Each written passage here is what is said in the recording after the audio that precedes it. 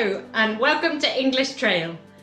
I'm Kirsty and in this YouTube channel I'm going to help you improve your English. I'm sorry there was no video last week. I was away in the mountains doing some trail running, but I'm really excited about the video today because we're going to look at 5 ways to disagree. To say, no, I don't agree. These ways are really impressive. They'll make people think, ooh, wait a minute, this person can speak English really well. Okay, so let's get going.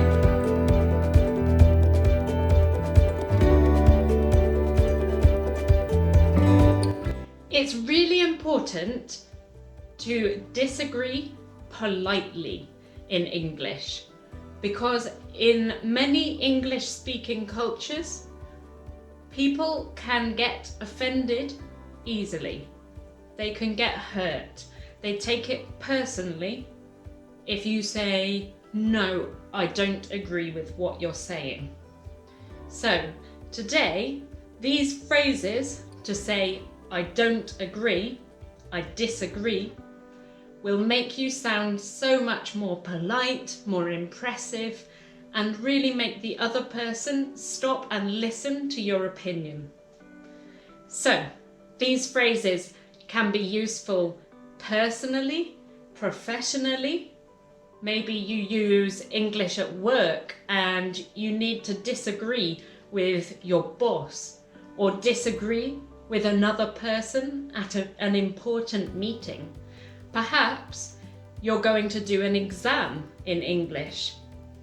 In the Cambridge English exams, for example, it's really important to be able to disagree in a variety of ways in the discussion task in part 3 of the speaking.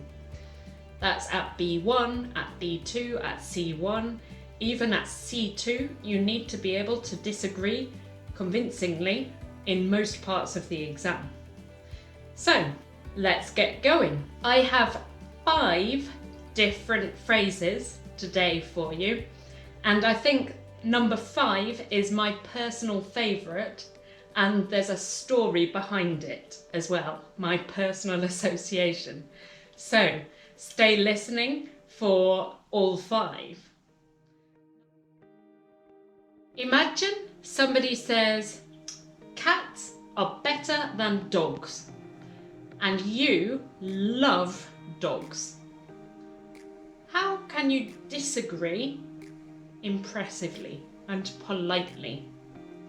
Well, number 1, you could add some lovely adverbs to emphasize your disagreement. For example, I totally disagree.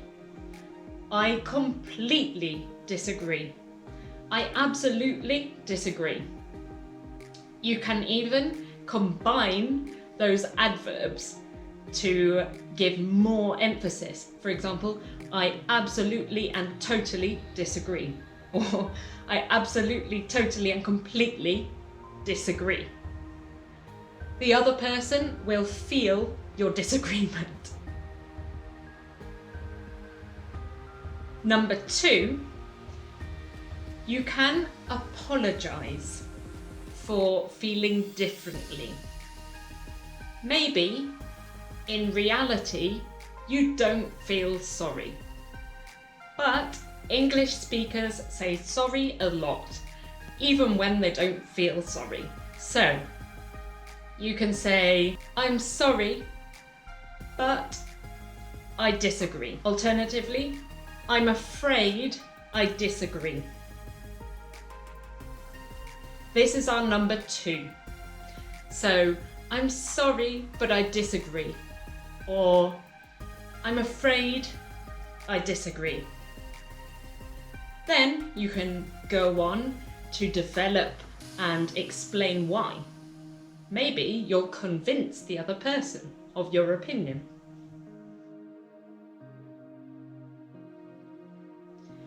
Number 3 is an expression which we use if somebody has a very different opinion on an entire topic, a whole topic.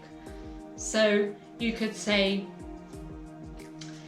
my brother likes cats better than dogs, but I don't see eye to eye with him.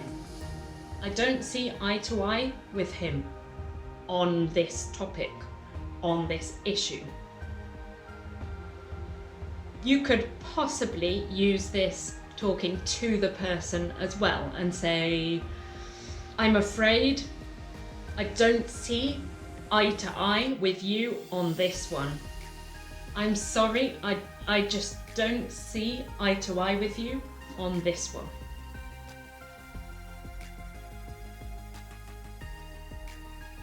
Number 4. So we already have 3 wonderful ways to disagree.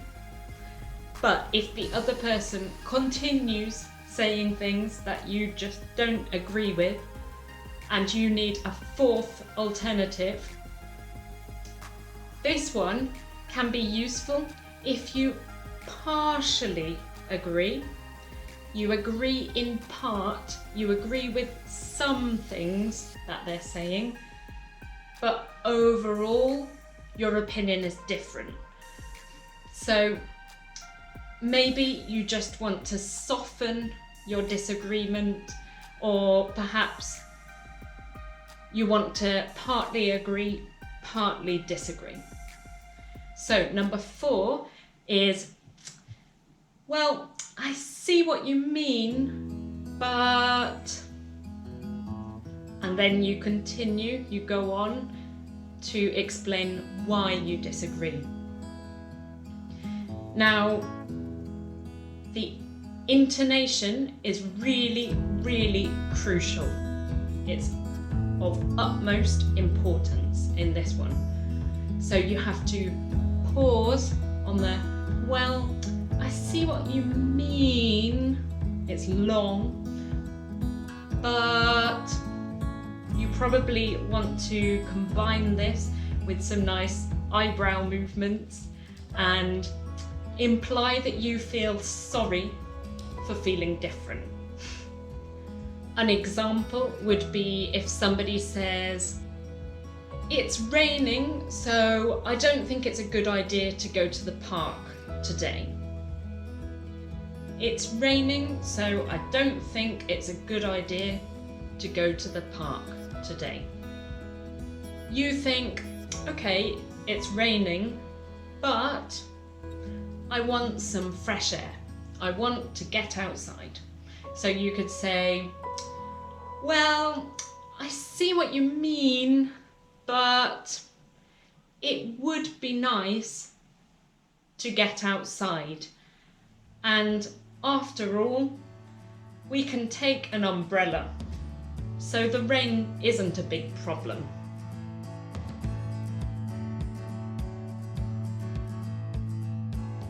Now, I promised you that with number 5, I'd give you a personal story. So, number 5 is what my mum, sorry mum if you're watching this, what my mum would always say to me when I gave an opinion about anything. In fact, she still does. She still says, well, Kirsty, I beg to differ. I say, this is too difficult, or this is the best film ever, or this is a great book. She'll say, undoubtedly, without doubt, Kirsty, I beg to differ. Basically, she always has a different opinion to me. Usually, she's right. So, number 5, I beg to differ. I beg to differ. Somebody gives an opinion that you disagree with and you say, I beg to differ. I think blah blah blah. So thank you very much for watching. I really hope you've enjoyed the video. Put any doubts, questions, any examples in the comments below, and I look forward to reading them. Have a lovely day.